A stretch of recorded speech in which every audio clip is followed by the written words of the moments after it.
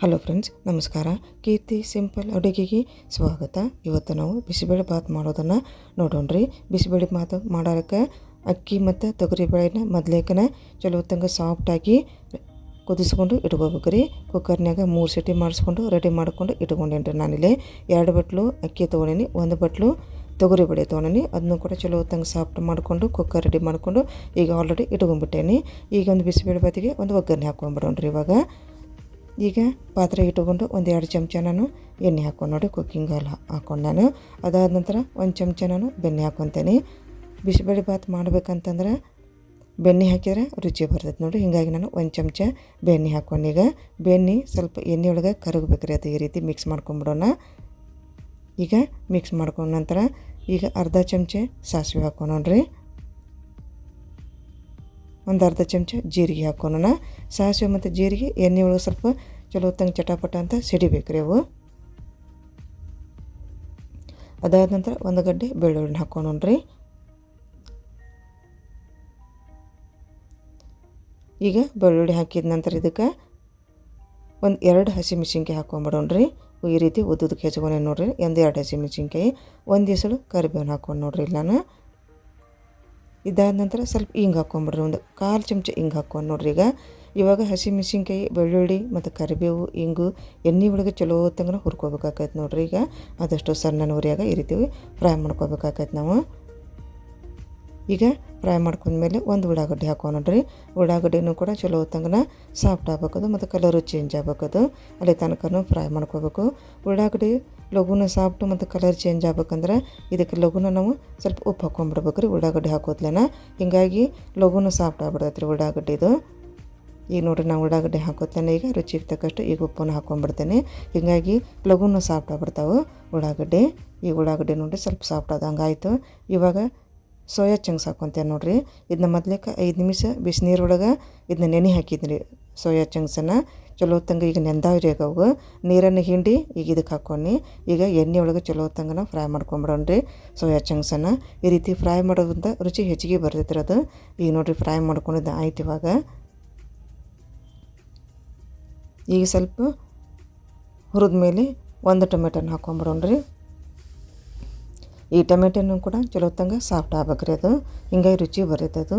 ಎಷ್ಟು ನಾವು ಒಗ್ಗರಣೆನ ಈ ರೀತಿ ಚಲೋ ಹೊತ್ತಂಗೆ ಮಸಾಲವನ್ನು ಚಲೋ ಹೊತ್ತಂಗೆ ಎಣ್ಣೆ ಒಳಗೆ ಫ್ರೈ ಮಾಡ್ತೇವಲ್ರಿ ಸಣ್ಣ ಉರಿಯಾಗ, ಅಷ್ಟು ಟೇಸ್ಟಿಯಾಗಿ ಬರುತ್ತೆ ಅಡುಗೆ. ಯಾವುದಾದ್ರೂ ಅಡುಗೆ ಆಗಲಿ ಟೇಸ್ಟಿಯಾಗಿ ಬರುತ್ತೆ. ಆದಷ್ಟು ಚಲೋ ಹೊತ್ತಂಗೆ ಒಗ್ಗರಣೆನ ಚಲೋ ಹೊತ್ತಂಗೆ ನಾವು ಈ ರೀತಿ ಹುರ್ಕೋಬೇಕಾಗತ್ತೆ ರೀ, ಹಸಿ ಸ್ಮೆಲ್ ಹೋಗೋ ತನಕನೂ.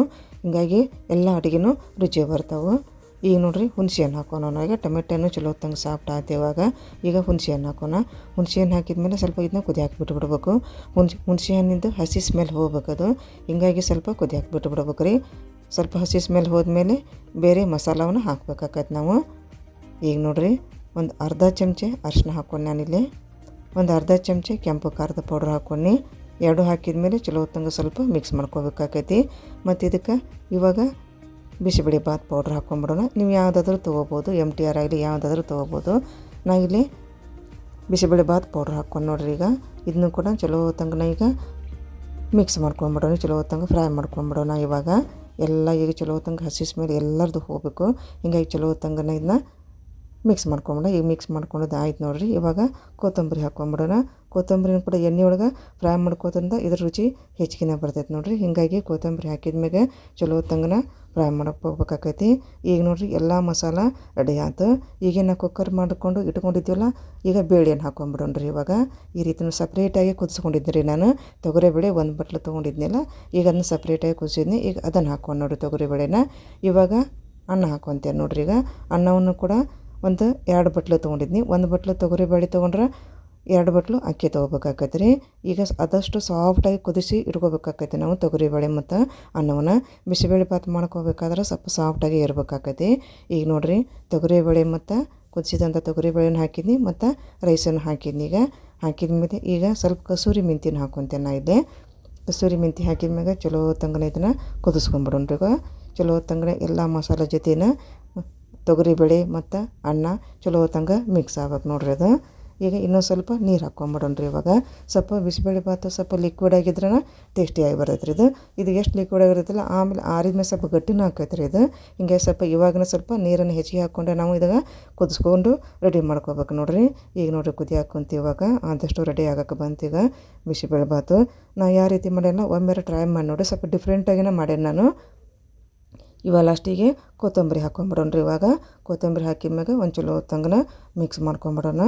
ಭಾಳ ಟೇಸ್ಟಿ ಅಂದ್ರೆ ಭಾಳ ಟೇಸ್ಟಿ ಆಕೈತೆ ನೋಡಿರಿ ಇದು. ಯಾವಾಗಾರ ನಿಮ್ಗೆ ತಿನ್ಬೇಕು ಅನ್ಸಿದಾಗ ಈ ಒಂದು ನಾ ಯಾವ ರೀತಿ ಮಾಡಲ್ಲ ಆ ರೀತಿ ಒಮ್ಮೆ ಟ್ರೈ ಮಾಡಿ ನೋಡಿರಿ.